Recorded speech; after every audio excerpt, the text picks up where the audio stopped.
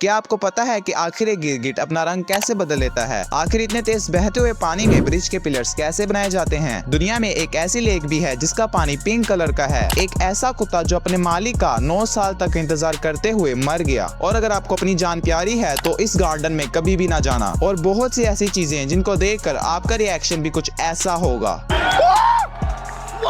तो वीडियो बहुत इंटरेस्टिंग होने वाली है, इसलिए लाइक जरूर कर देना। नंबर 10, क्या तुमने कभी सोचा है कि आखिर एक गिरगिट अपना रंग कैसे बदल लेता है? तो देखो, गिरगिट की स्किन में 2 तरह के खास सेल्स होते हैं, क्रोमेटोफोरस और इरिडोफोरस। क्रोमेटोफोर्स वाले सेल्स में येलो, रेड और डार्क पिगमेंट्स होते हैं जो रंग को बेसिक लेवल पर कंट्रोल करते हैं। लेकिन असली मैजिक इरिडोफोर्स वाले सेल्स में होता है। इन सेल्स के अंदर छोटे छोटे क्रिस्टल्स जैसे पार्टिकल्स होते हैं जो लाइट को रिफ्लेक्ट करते हैं। गिरगिट इन क्रिस्टल्स के पैटर्न को बदलकर लाइट को अलग अलग डायरेक्शंस में बाउंस करवाता है और इसी तरह उसका रंग चेंज हो जाता है। नंबर 9, क्या तुम्हें पता है कि ज्यादातर वर्ल्ड मैप्स एक्चुअली गलत होते हैं? सबसे फेमस मर्केटर प्रोजेक्शन मैप जो हम यूज करते हैं वो अर्थ को फ्लैट दिखाता है, लेकिन असल में तो अर्थ गोल होता है। इसी वजह से कुछ कंट्रीज छोटी या बड़ी लगती हैं। जैसे ग्रीनलैंड का मैप अफ्रीका के बराबर दिखाया गया है, लेकिन असल में अफ्रीका उससे 14 से 15 गुना बड़ा है। ये शेप की चेंज इसलिए होती है क्योंकि गोल अर्थ को फ्लैट मैप पर दिखाना पड़ता है। नंबर 8, हॉर्नबिल बर्ड का ब्रीडिंग स्टाइल बहुत ही यूनिक होता है। जब फीमेल हॉर्नबिल अंडे देने वाली होती है तो वो ट्री के एक होल या कैविटी के अंदर चली जाती है। उसके बाद मेल और फीमेल मिलकर उस होल के एंट्रेंस को बंद कर देते हैं, सिर्फ एक छोटा सा गैप छोड़ देते हैं। फीमेल हॉर्नबिल अंदर ही अंडे देती है और पूरा टाइम वहीं रहती है। मेल हॉर्नबिल बाहर से छोटे गैप के थ्रू फीमेल को खाना देता रहता है। जब बच्चे अंडों से हैच होते हैं तो वो भी कुछ टाइम अंदर ही रहते हैं। जब बच्चे थोड़े बड़े हो जाते हैं तो फीमेल वाल तोड़कर बाहर निकल जाती है। इस तरह से बच्चे और माँ दोनों दूसरे जानवरों से सेफ रहते हैं।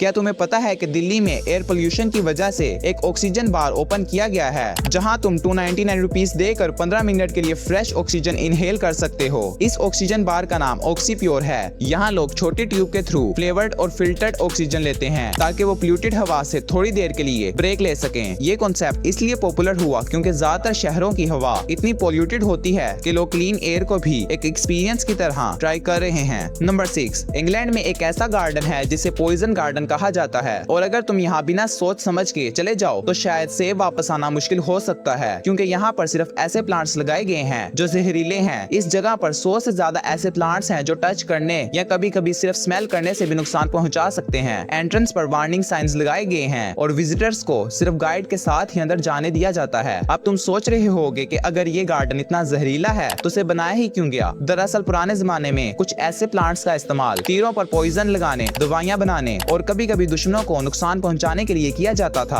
आज ये गार्डन इसलिए बनाया गया है ताकि लोग इन डेंजरस प्लांट्स के बारे में जान सकें और समझ सकें कि नेचर कितनी पावरफुल हो सकती है। नंबर 5, एक ऐसा कुत्ता जो अपने मालिक का इंतजार करता मर गया। इस कुत्ते का नाम हाचिको था। हाचिको एक अकीता ब्रीड का डॉग था जो 1924 में जापान के टोक्यो सिटी में एक प्रोफेसर हिडेज़ेब्रो इनो के घर अडॉप्ट हुआ। प्रोफेसर रोज शिबुया रेलवे स्टेशन से काम पर जाता था और जब तक प्रोफेसर काम से वापस ना आ जाता तब तक हाचिको उनका रेलवे स्टेशन पर इंतजार करता रहता था। 1925 में एक दिन प्रोफेसर काम के दौरान हार्ट अटैक से मर गया, इसलिए वो कभी वापस स्टेशन पर नहीं आया। लेकिन हाचिको हर दिन स्टेशन पर आता रहा और सुबह से शाम तक अपने मालिक का इंतजार करता रहा। हाचिको 9 साल तक स्टेशन पर वेट करता रहा और फिर मर गया। पूरे जापान में लोगों ने इस लॉयल डॉग को याद रखा। आज शिबुया स्टेशन के बाहर हाचिको की एक स्टैचू लगी हुई है। नंबर 4, क्या तुम्हें पता है कि आखिर इतने तेज बहते हुए पानी में ब्रिज के पिलर्स कैसे बनाए जाते हैं? तो देखो, सबसे पहले टेम्परेरी स्ट्रक्चर बनाया जाता है जिसे कोफर डैम कहते हैं। ये आमतौर पर स्टील शीट्स या कंक्रीट ब्लॉक से बनाया जाता है। कोफर डैम को क्रेन्स और हैवी मशीन्स की मदद से रिवर बेड में इंस्टॉल किया जाता है। जब एक इनक्लोज्ड एरिया बन जाता है तो उनके अंदर का पानी पंप की मदद से निकाल लिया जाता है। फिर इस ड्राई एरिया के अंदर फाउंडेशन तैयार की जाती है और धीरे धीरे एक स्ट्रॉन्ग और मजबूत पिलर बनाया जाता है। और जब पिलर्स रेडी हो जाते हैं तब उनके ऊपर ब्रिज का स्ट्रक्चर सेफली बनाया जाता है। नंबर 3, ये जो आदमी तुम देख रहे हो ये 60 साल तक नहाए ही नहीं। इनका नाम अमाउ हाजी था। ये ईरान में रहते थे। इनका मानना था कि किसी भी तरह के साबुन या केमिकल बॉडी के लिए अच्छे नहीं होते, लेकिन असल में अमाउ हाजी को एक रेयर फोबिया था जिसे अब्लूटोफोबिया कहते हैं। इसमें इंसान को किसी भी फोम या क्लीनर से डर लगता है। अमाउ हाजी ने सिर्फ 19 साल की उम्र से नहाना बंद कर दिया था और फिर 94 साल की उम्र तक ये नहीं नहाए। ये कच्चा मीट भी खाते थे। बाद में कई लोगों ने इन्हें नहाने के लिए कहा और जब अमाउ हाजी फाइनली नहाए तो कुछ ही दिनों दिनों बाद वो बीमार हो गए और फिर अनफॉर्चुनेटली उनकी डेथ हो गई। ये सब सिर्फ नहाने की वजह से हुआ। नंबर 2, क्या तुम्हें पता है कि दुनिया में एक ऐसी लेक भी है जिसका पानी पिंक कलर का है? इस लेक का नाम लेक हीलियर है जो ऑस्ट्रेलिया में है। इसका पिंक रंग इसमें पाए जाने वाले जुनालेला, सलीना, आल्गे और कुछ special salt loving bacteria red pigment release करते हैं, जिसकी वजह से लेक का पानी बिल्कुल बबल गम पिंक जैसा दिखाई देता है। सबसे हैरान करने वाली बात, अगर आप इसका पानी बोतल में भी लो तब भी ये पिंक ही रहेगा। नंबर 1, चाइना की जोंगकिंग सिटी में एक ऐसी मेट्रो है जो सीधा अपार्टमेंट के बीच से गुजरती है। यहाँ ट्रेन एक 19 स्टोरी बिल्डिंग के 6th से 8th फ्लोर के दरमियान से पास होती है। सबसे इंटरेस्टिंग बात यह है कि जब ट्रेन बिल्डिंग से गुजरती है तो special noise reduction system use किया गया है ताकि अंदर रहने वाले लोगों को ज्यादा आवाज ना आए। तो बस आज के लिए इतना ही था। अगर आपको ये सब कुछ जानने का शौक है तो चैनल को सब्सक्राइब जरूर कर लेना।